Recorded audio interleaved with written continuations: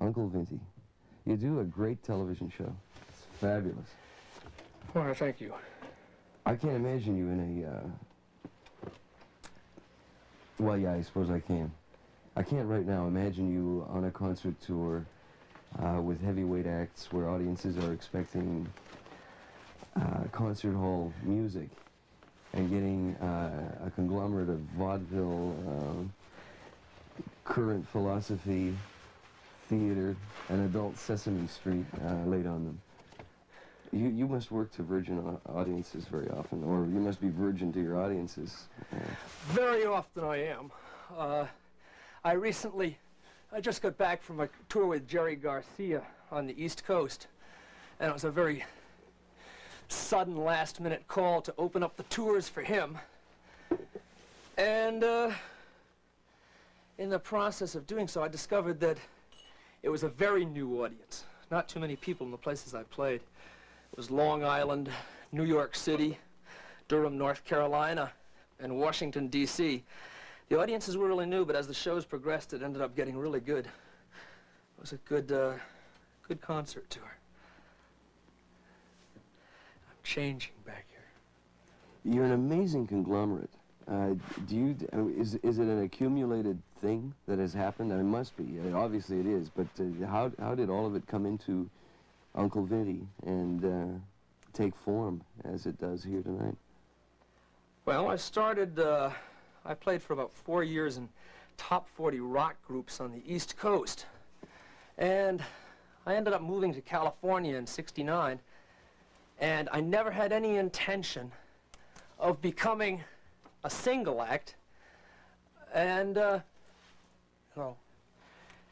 and I just started doing it in a coffee house out there, a small coffee house, and started drawing audiences, and it was a very surprising thing to me too, because suddenly I found myself tearing off my clothes and putting on other costume changes and things like that, and the next thing I knew, I was doing it. I had no plans to do it. I was just doing it, and I started drawing audiences, so I started getting booked more and more. And that's how it all began. What do you think about the idea that this is the age of the clown? That if a message is going to get through now, if something of substance is going to be communicated in an entertainment form, that it's really got to be a clown? I believe that the time is just beginning to come right now, where audiences are just beginning to open up more and get into things like that. It seems to be that things are changing. People are getting tired of the rock and roll that they've been used to for the last 10 years or so. It seems like people are ready for change. Things are becoming more theatrical. And so many of the things like coming out of New York City are so heavy right now, and such hard times in the world, you know, brothers and sisters. It's time for something lighter. You know, it really is. Well, yeah, all right. Lighter. I suppose you're light. You consider yourself light then, I guess? I don't know. Because you seem to be some kind of, you're almost a vacuum cleaner. You suck it all in and then reflect it in a very fine, sometimes generalities, sometimes specific fantasies, but you seem to regurgitate more than just the detail you're presenting in this set anyway, today. Right. Well, it's, I very often, unfortunately, get booked sometimes as a comedy act. There's nothing worse than getting booked as a comedy act, because then people sit there and they go, make me laugh, make me laugh. But it seems to be the type of thing that I do can present some, not necessarily light things, but in a light way. You know, I can present some heavy things, heavier things in a lighter way.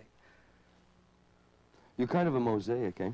As a person, you're a multiple personality. Did you know that when you were a kid? Did you know that when you were building gas stations for a living? No, I didn't.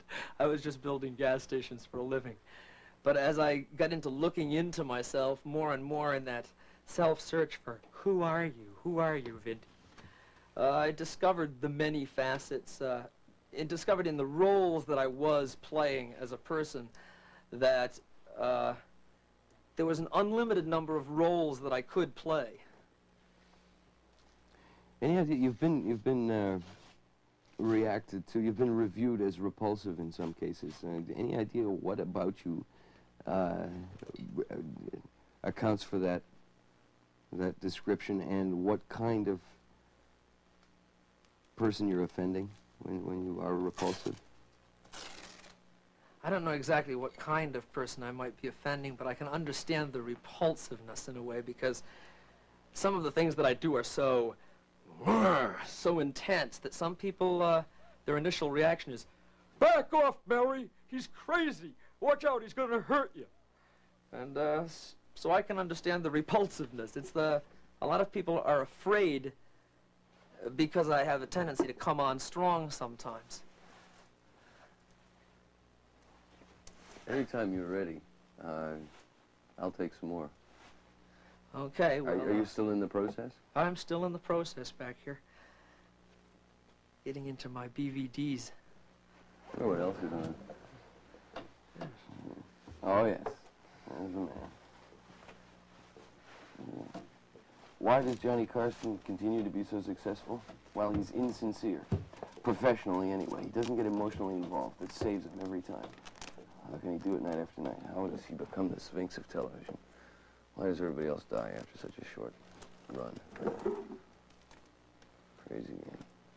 Never had a chance to watch this show, by the way. And it is nice. It definitely emits a feeling which doesn't come from the box very often, or in very many locales. I'm in the wonderful position of being able to say that myself tonight.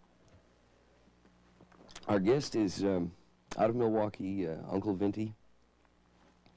He's going through a transition, probably one of many metamorphoses available. This is a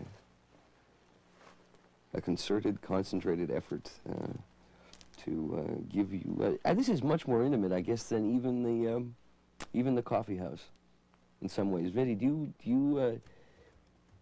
you miss the response in this moment? What was that? I missed the question. Did you miss the response that you would get in a coffee house or a small hall in doing this thing right now? It can be disconcerting, yes. But I'm finding it very fascinating at the same time that it's disconcerting. And so far, I've been enjoying it. Great. Well, same here. Wonderful.